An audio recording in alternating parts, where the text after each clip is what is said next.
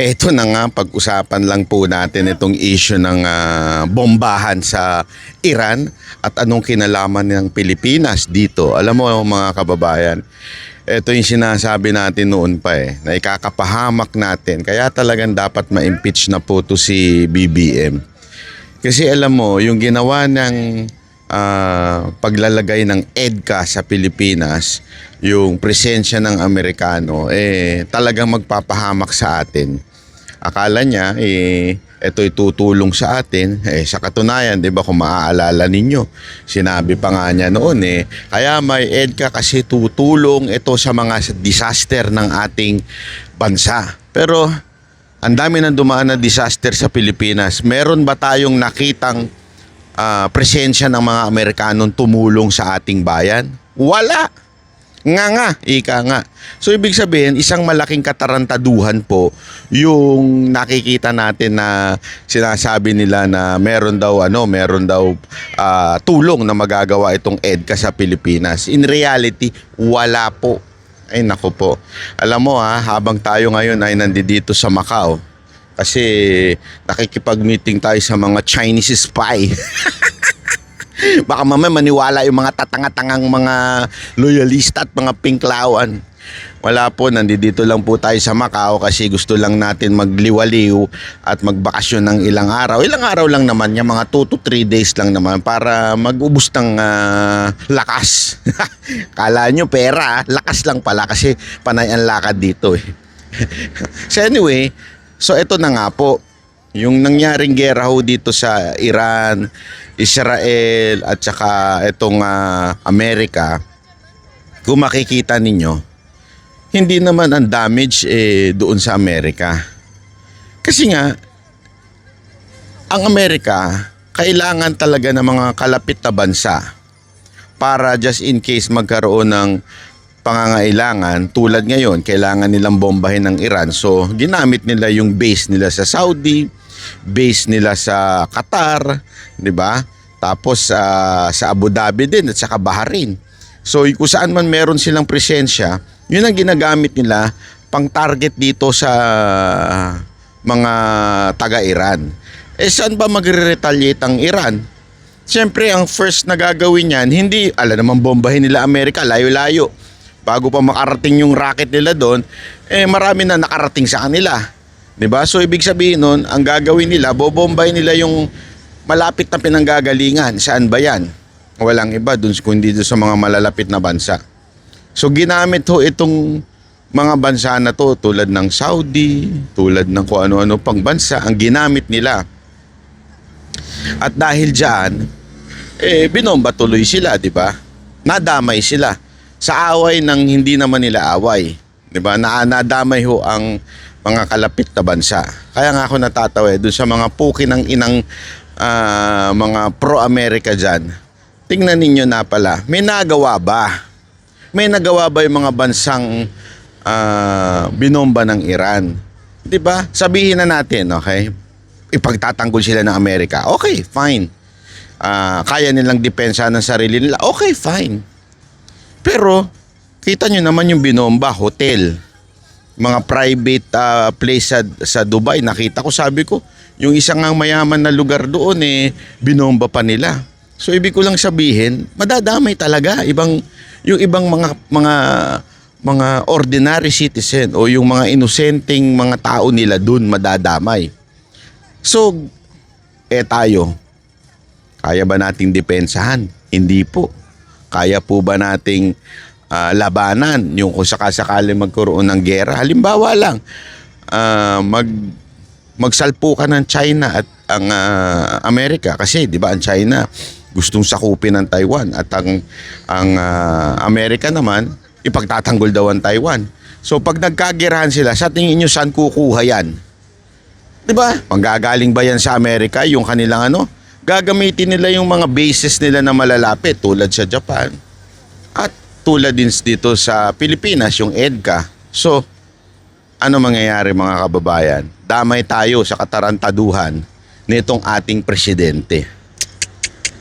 Nagiinit ang ulo ko kasi mainit ang kape. Hindi biro, kidding aside, talaga hong Kawawa tayong mga Pilipino. Kaya ngayon pa lang, it's either tanggalin ang EDCA o tanggalin si BBM. I-impeach siya. Tanggalin in a legal and constitutional way, impeachment. Ang problema, eto, dito tayo pumupunta ngayon sa problema. Ano yon? Etong mga puki ng inang mga dapat sanang magsabi na mali ang ginagawa ni Trump, tulad ng Makatae Black, tulad ng mga komunista. Hindi saan sila busy? Busy sila sa pampapa-impeach ho kay BP Sara. Kita nyo nga mga katarantaduhan nitong mga animal na to. Busy sila dun. I-impeach si BP Sara instead na i-impeach siya yung presidenteng magpapahamak sa atin. Di ba? Yung kamera, hindi ba nila isip yun? Alam niyo kung bakit? Tama si si BP Sara Duterte. Etong mga politiko na ito, they can run. Kaya nilang tumakbo. Pwede silang tumakbo sa ibang bansa. Pag nagkagulo sa Pilipinas, marami dyan, pustahan tayo. It's either tatakbo sa Amerika o sa iba pang mga safety na lugar. Di ba? Dahil may pera sila doon, may bahay at lupa. Habang tayo mga Pilipino, mga ordinaryo Pilipino, mga ordinary citizen, mapapahamak sa kanilang ginagawa. Kita nyo? Kita nyo yung kanilang concern over us? Wala. Ang importante sa kanila, ma-impeach si BP Sara Duterte kasi hindi namin kayang talunin si BP Sara Duterte. That's the reality of life sa Pilipinas. Dahil hindi namin kayang matalo si BP Sara Duterte at matatanggal kami sa posisyon, matatanggal kami sa kapangyarihan, gagawa namin ng paraan. Kahit ang buong mundo, tangina, nagkakagera na, kininam talaga, si BP Sara pa rin ang focus nila. Hindi ba kayo na nabibuisit doon, mga kababayan? Kahit ako nandito ngayon sa Macau, yan ang usapan, naririnig ko sa mga Chinese, nag-uusap-usap sila na chachong, ching chang chang mo chang nyang nyang chang. Mga ganun-ganun sila. Naiintindihan ko through my AI. Uy, by the way, wala palang ChatGPT dito, tsaka Gemini dito, ha. So, talaga nga namang kawawa tayo mga Pilipino, oo. Bakit? Kaibigan natin si ChatGPT tsaka si Gemini. Anyway, yun lang yung gusto natin pag-usapan.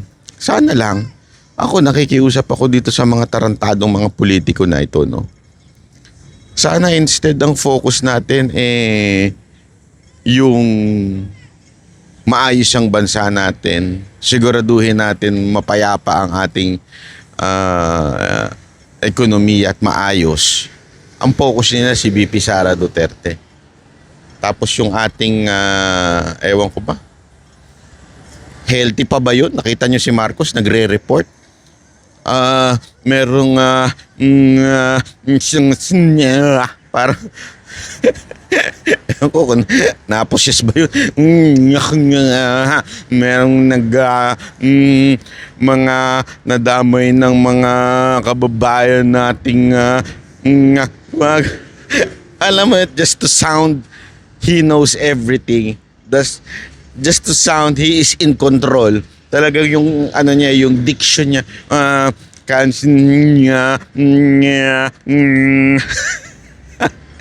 ay ko, iba talaga itong presidente natin. Ito ang nakakatawang, nakakairitang presidente na dumaan sa Pilipinas. Walang biro. Ewan ko, habang nakikita ko siya, naaawa ako sa mga Pilipino. Naaawa ako sa Pilipinas. Kasi habang nakikita natin sila, si Marcos at yung kanyang gobyerno, parang bagang walang alam. Parang bagang ang iniisip lang mapatumba ang kalaban. Hindi ba kayo na doon? Kasi sana, hayaan nyo na eleksyon. Let the people decide in the future. Ang focus natin patumbahin si BP Sara Duterte. What kind of government official? Tapos, hindi nyo na kontrolado yung mga nangyayari sa atin. sa mga Pilipino. Dapat ngayon pa lang, nakita ko ngayon kay Rapi Tulfo eh. Maganda yung sinasabi ni Rapi Tulfo. In fairness, maganda naman yung sinasabi niya. Pero, sabi niya kasi doon, the AFP is waiting for, just in case the DMW need assistance or the DFA. Dapat, the mere fact na Trump announced online niya in-announce eh, na we will bomb you. Di ba? Parang we will do something. Basta ganyan. Dapat, nakaready na kaagad yung mga sasakyan natin, yung mga eroplano natin. Naalala ko nung time na pandemya eh. Kasi si Mocha involved dun eh. Talagang tumulong siya dun sa mga OFW makauwi dito eh. Nung pagputok, yung unang parang pagsara ng ibang mga bansa, nagpa-charter plane na kagad si Pangulong Duterte.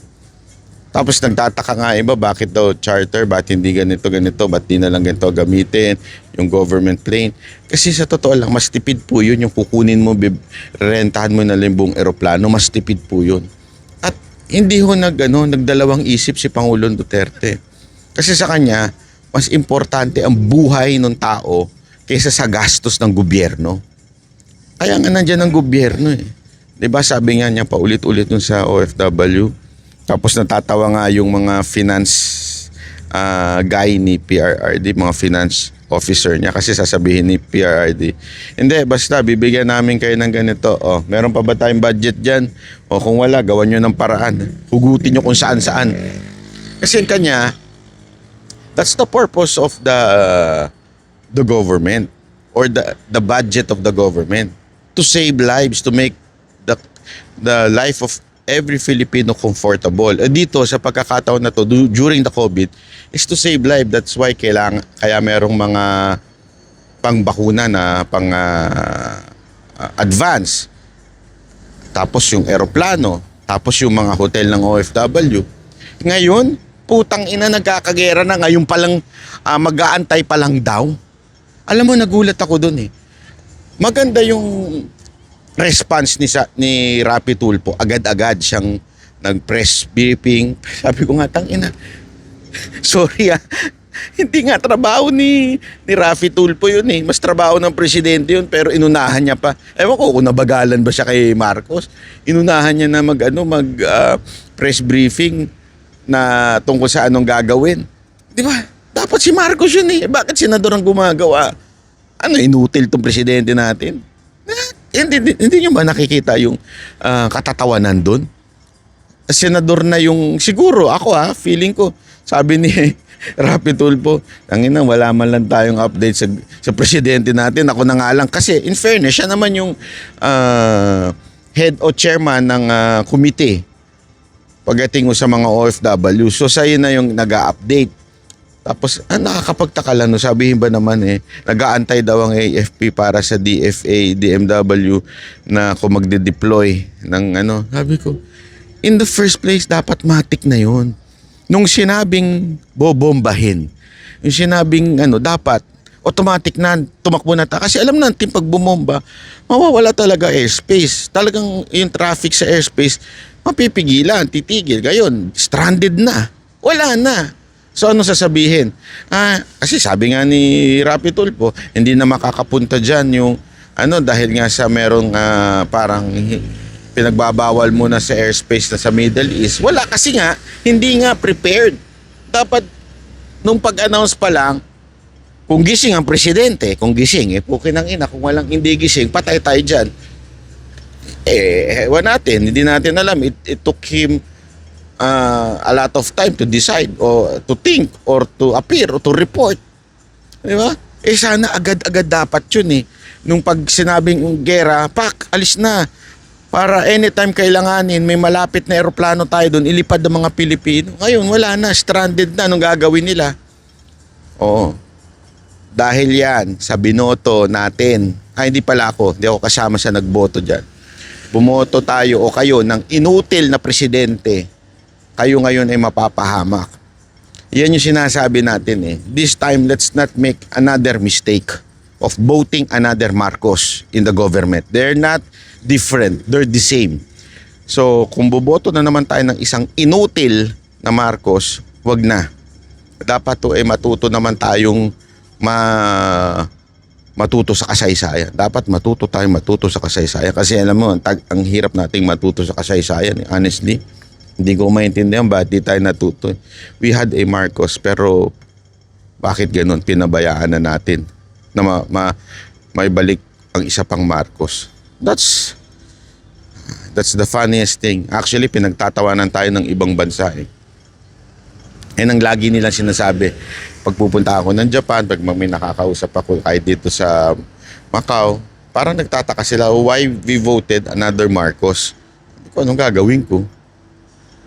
I campaign against him. Pero alam mo naman, maraming Pilipinong hindi nakinig. Pero ganun pa man, hindi ko sinisisi. Ganun talaga eh.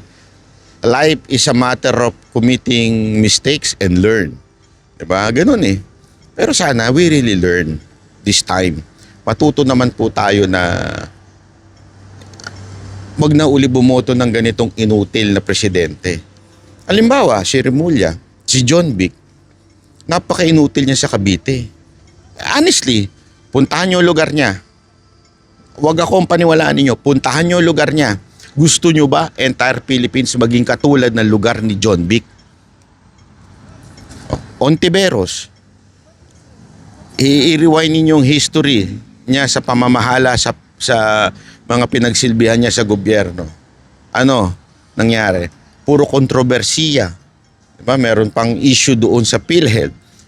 Gusto niyo ba maging gano'n ng Pilipinas? Puro issue. Nasa sa inyo na yan. Diba?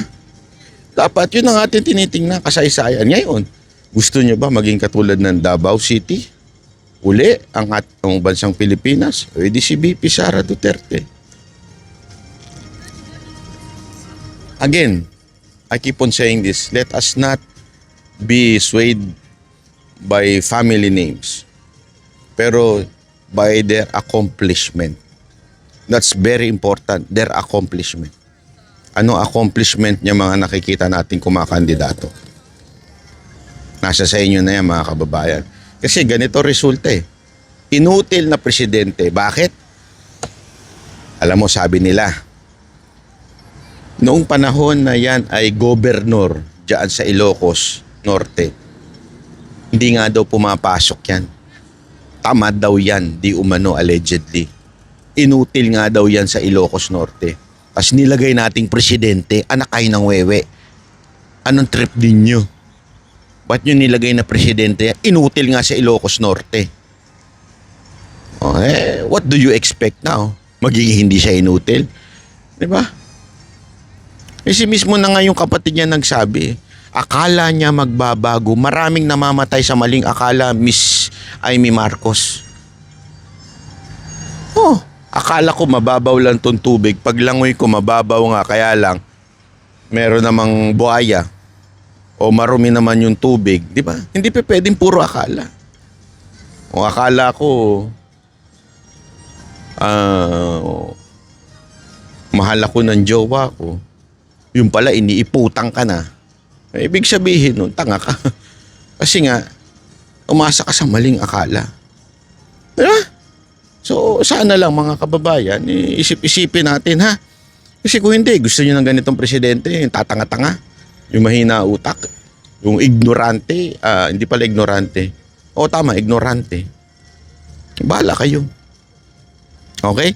Alam mo na ako, nalulungkot ako sabi ko.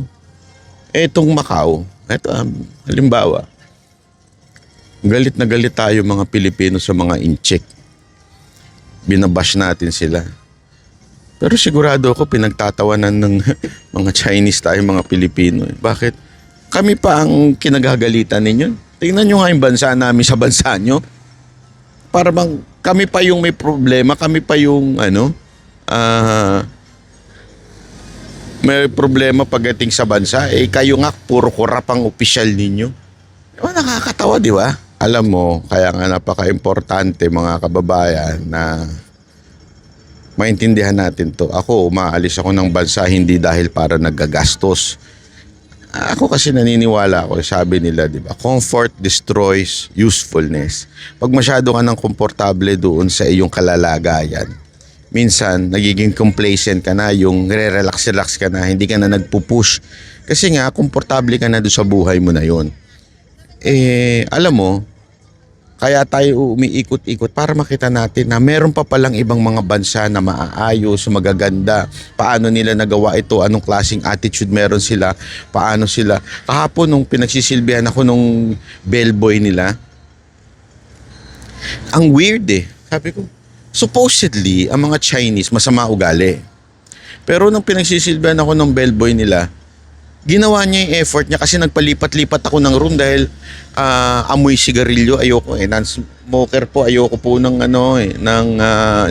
amoy sigarilyo yung kwarto. So pagpalipat-lipat ako, siya yung nag-extra effort, tumatawag sa operator, inaasikaso niya.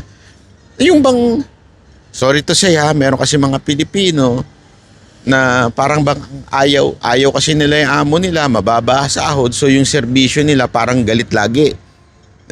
Sorry maraming ganon, pero hindi naman lahat. Pero may mga ganon na para bang, hindi ko na yan, trabaho yan, bahala ka. Problema mo na yan, parang basta ako matapos ko lang yung inuto sa akin na dalhin yung susi sa'yo, problema mo na mag-complain sa operator kung yung nilipatan mo amoy sigarilyo. Kasi ako, nilipatan ko amoy sigarilyo So, ang ginawa niya, siya na umintindi sa lahat, siya na tumawag. Pinadaan niya pa ako doon sa VIP floor para mabilis kasi malaki itong hotel na tinutuluyan ko So, may mga East Wing, West Wing, mga ganon-ganon. So, tapos iba pa yung, basta maraming elevator. So, makakalito. So, ang ginawa niya, pinadaan niya ako doon sa mabilisang kasi nga nakikita niya na gusto ko na talaga mag-check-in kasi siyempre galing sa flight. Ganun na nangyari. Talaga nag-e-effort siya. Sabi ko no wonder talaga No wonder. Sometimes we have a wrong perspective because we saw someone na masama ugali. Di ba? May nakita tayong Chinese na masama ugali sa Pilipinas. Ang gagawin natin, we generalize natin na lahat ng Chinese masama ugali. Pero unless we go to that country, doon natin makikita yung talagang general na ugali nila, yung kanilang general character or values. Di ba? Kasi sa atin, especially sa Pilipinas, sad to say, itong mga Pilipino, dinedemonize ang mga Chinese. So, iisipin kaagad natin masama ugali niyan. Sabi ko nga, kung masama ugali ng mga Chinese, why do they have like this? Papakita ko sa inyo Ganyang kagaganda Ganyang kalilinis. Diba? I mean, kung masama ugali nila, how could they build such beautiful places like this? Diba? Paano? Ganyang kalinis, kaayos, may pa. Ganyang kagaganda ang lugar, ang garden, di ba? Di ba po? Kasi nga again, because we have a different perspective and we involve ourselves sa propaganda na masama ugali nila. Again hindi ko sinasabing kinakampihan ko sila o pro-China tayo o hindi natin dapat ipaglaban yung ating island. Hindi yun. Dapat natin paglaban. Pero mga kababayan, kaya nga ako nagpupunta sa mga ganito. Iikot pa tayo. Gusto kong ikutin ng China para makita talaga ko ano ba meron. Ako nga tulad nung first time ko sa Japan Ako po ay nagulat. Bakit? Kasi sa history book natin, ang mga Japanese masasama daw ugali. Rude, tapos mga bastos, manyak. Yun na yung nakikita natin Pero alam mo, na-realize ko nung unang punta ko sa Japan, matagal na yon. Doon ko nakita, niloko tayo ng kasaysayan ng libro sa Pilipinas. Kasi sila pala yung pinakamaayos ang ugali. Mabait, courteous, respectful. They honor that. Pero tayo, ang perspective natin, masama ugali nila.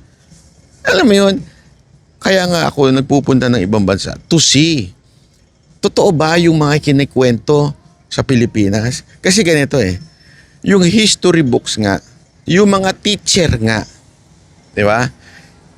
Sorry to say hindi kasi nila talaga alam yung tinuturo nila. Nababasa lang nila. So yung nababasa nila, hindi nila na-experience. So nung nabasa nila yon, ituturo nila sa tao na mali-mali, na fake news, na propaganda tayo. Tapos sasakyan pa ng media alam mo naman ang media sa Pilipinas kung magkano lang ibigay mo diyan. Yun na yung kanilang sasakyang kwento. Ganon sila tulad ng China. Sa atin, alam mo na, meron tayong made in China yan Hindi maganda yan Pangit yan Tangina, pero nakita nyo ba yung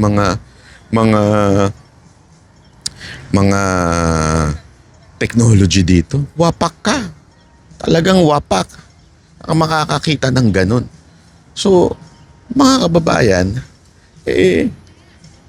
kaya yan ang dahilan kung bakit tayo nag-iikot-ikot sa Asia, sa ibang bansa, para makita.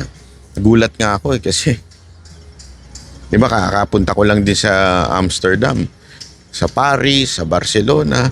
Yung inaakala, sa Barcelona okay, sa Netherlands okay. Pero yung Paris na ina-expect mong sobrang ganda,